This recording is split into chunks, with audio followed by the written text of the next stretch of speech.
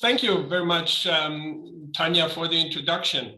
The title of the presentation is The General Staff System and the Rise of Military Intelligence, 1871 to 1914, which is, of course, a very, very broad approach.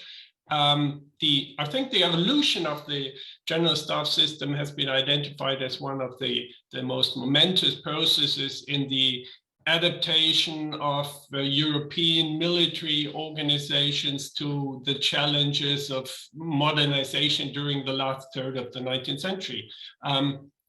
Its core elements were the professionalization of its personnel, institutionalization of the command and control process, and let's say the coping with technological challenges and the sheer rise in numbers in the European armed forces. At the same time, armed forces established organization with the task of what we today would call intelligence. And for the purpose of this paper and following Michael Warner, military intelligence in my context will be understood as a secret military activity to understand or influence foreign entities. And the question that I would like to put forward is, what is the relation between this overall development of staffs as military management organizations and the evolution of intelligence as staff functions within these staffs?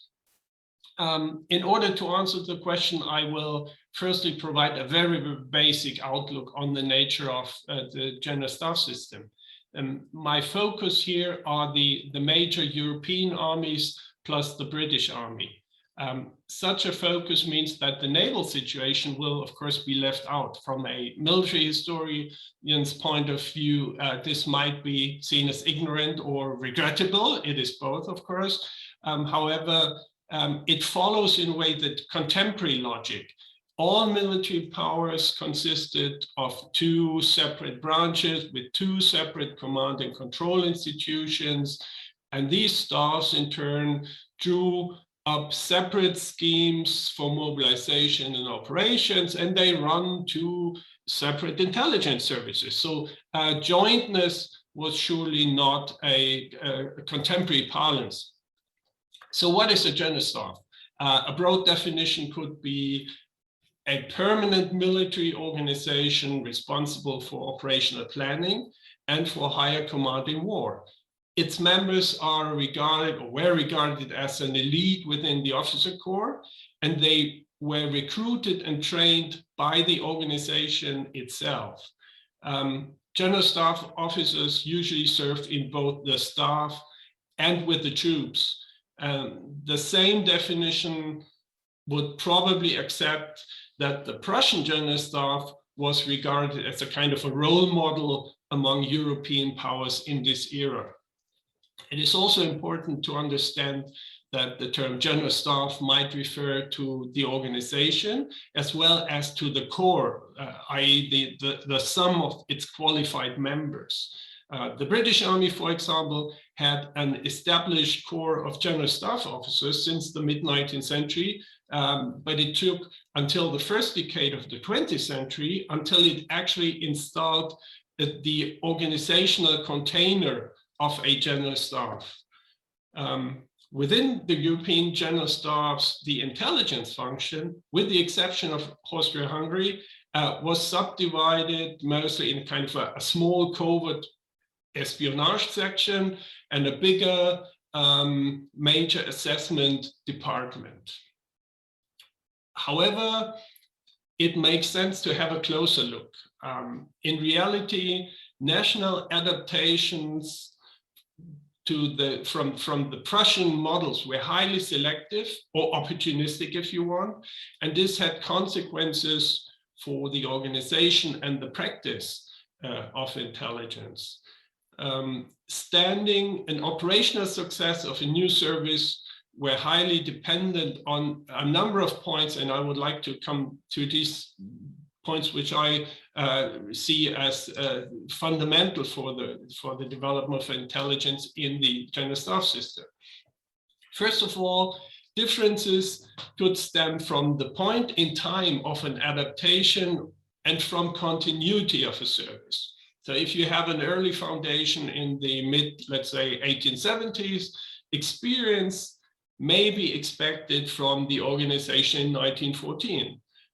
However, even an experienced service could suffer severely from mismanagement or even criminal activity.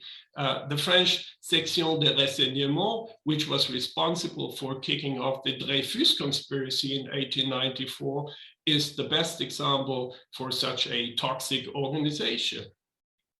Numbers also matter.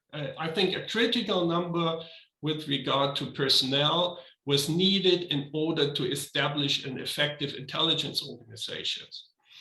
Without allies or modern technology as force multipliers, the intelligence effort of small army staffs like the Swiss or the British was structurally hampered. A third factor is the relationship between diplomacy and the military. This is crucial because one of the most important and most continuous sources in these days were service attachés and the consulates. And I suppose that Lucas Grabe will come back to this point later and therefore will not go into detail here. There were also big differences when it came to the interdependence of foreign and domestic intelligence. Both France and Russia had long established nationwide political police. In Britain, the liberal Victorian model came to an end around the 1880s with the establishment of a political police force, the Metropolitan Police Special Branch, fighting labor unrest and the Fenians. Ironically, Germany did not manage to set up a comparable nationwide political police until 1914. The question of domestic intelligence is important because it is closely related to the whole dimension of counterintelligence, and it had an influence on the military's perception of its role within the society. Next to mention is the power constellation within the military itself, usually the War Ministry and the General Staff. Some general staffs were actually departments within the ministry. Russia for the complete period with a brief experimental exception in 1905 to 1908, France until 1888. The Prussian general staff on the other side was truly independent since 1883, and it dealt with the ministry at peer level. In intelligence matters, this was consequential with regard to a whole lot of questions. Budget is one, independence in judgment, and deniability were probably the most important of these questions.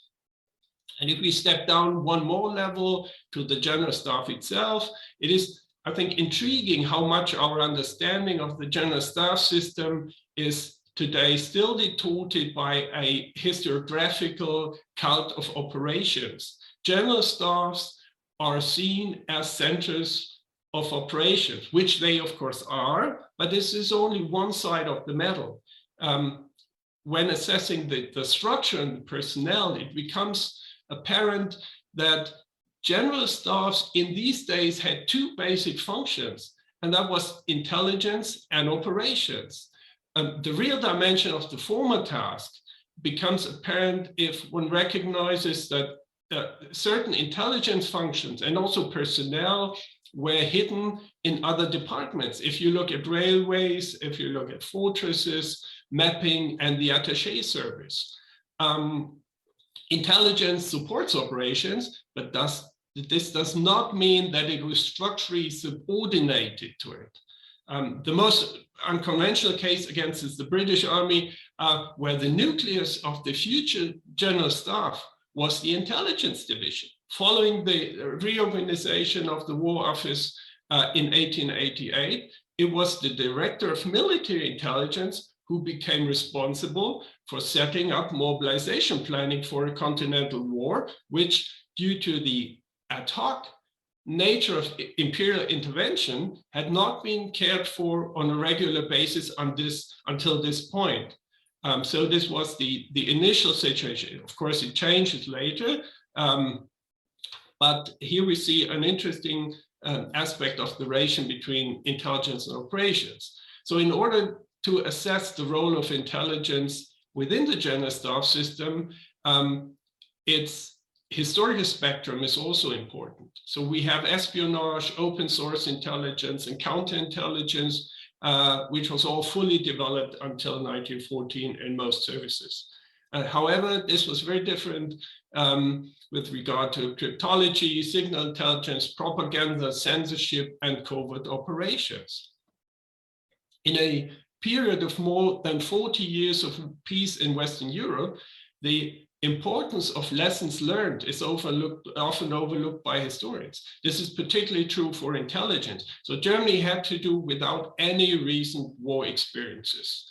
Britain could look back on the wars in South Africa from 1902 onwards, however, with a limited applicability, of course, to major European war.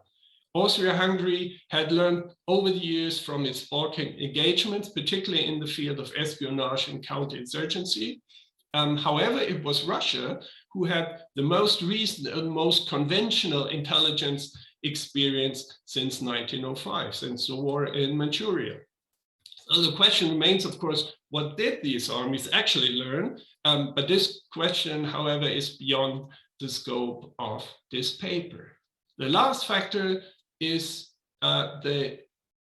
if you want, producer-consumer relation. Did the intelligence service had access to military and political decision makers? One example, the chief of the French section de renseignement had a daily briefing with the Minister of War. This kind of direct access would have been beyond the wildest dreams of his German peer, of course. So what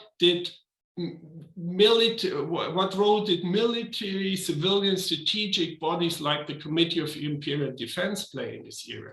The CID, I think, did not play a major role prior to 1914. However, the very concept of such a body was absolutely future-oriented, in particular for the world of 20th century intelligence, which was a world not of lone wolves in trench coats, but rather a world of committees, as we all know.